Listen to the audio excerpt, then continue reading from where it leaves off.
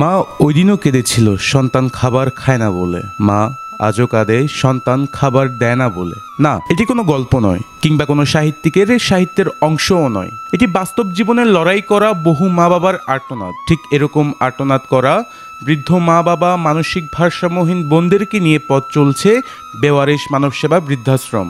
এটি যেন তাদেরই বাড়ি, তাদেরই ঘর। 2021 সালের জানুয়ারি মাস থেকে 11 জন অজ্ঞাত বৃদ্ধদের নিয়ে যাত্রা আরম্ভ করে এই মানবসেবামূলক আশ্রমটি। যদিও এখন সে সংখ্যা 55।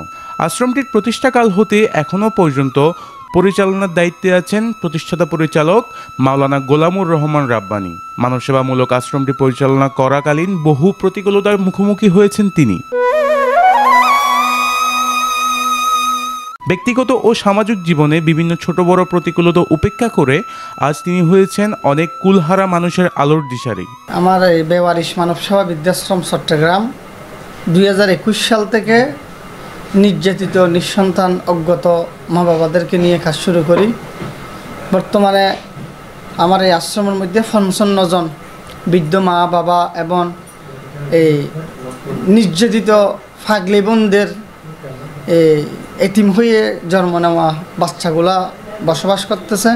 আমাদের এই প্রতিষ্ঠান শুধুমাত্র নির্যাতিত নিঃসন্তান অবহেলিত জনম দুঃখিনী মা বাবাদেরকে নিয়ে কাজ করে যাই, আশ্রয় দিয়ে যাই এবং মৃত্যুর পরে আমরা তাদেরকে আইনগত জটিলতা সেরে আঞ্জুমানে মফিদুল ইসলামের মাধ্যমে তাদেরকে আমরা দাফন করি এবং পরিবার যদি খুঁজে পাওয়া যায় সোশ্যাল মিডিয়ার মাধ্যমে আমরা তাদের পরিবারের কাছে হস্তান্তর করি।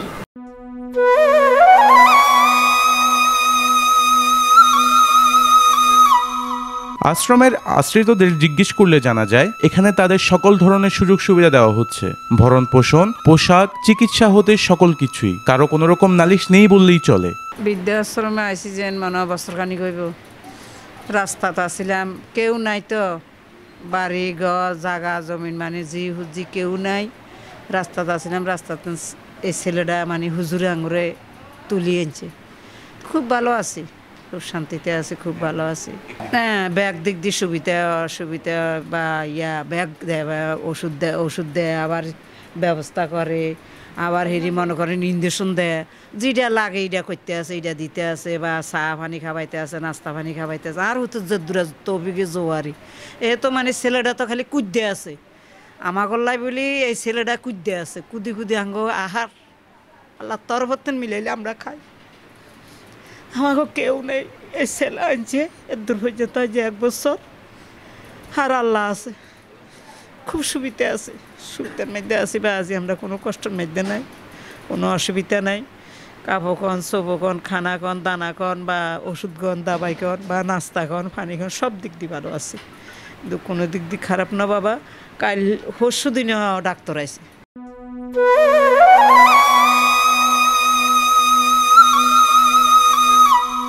এতগুলো মানুষের দায়িত্ব একা কাঁধে নিয়ে মাওলানা গোলামুর রহমান রাব্বানী সকলের কাছে জানিয়েছেন, কিন্তু এখানে কিছু মা বাপ আছে যারা তারা একেবারে যদি বলি তাদের ভাগ্যর নির্মাণ পরিহাস, তারা আজকে সন্তানের আদর যত্ন থেকে মাহরুফ হচ্ছে।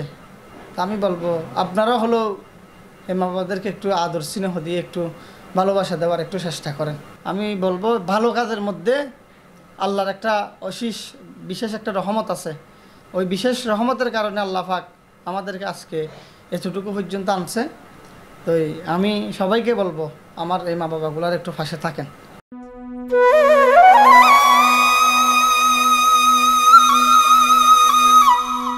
বৃদ্ধাশ্রমে থাকা প্রতিটি বাবা মায়ের হৃদয়ে এমন হাজারো না বলা কথা জমে থাকে।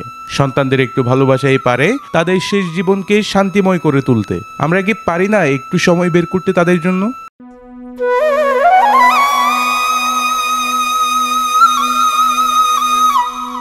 ওমর ফারুক, প্রতিদিনের কাগজ, চট্টগ্রাম।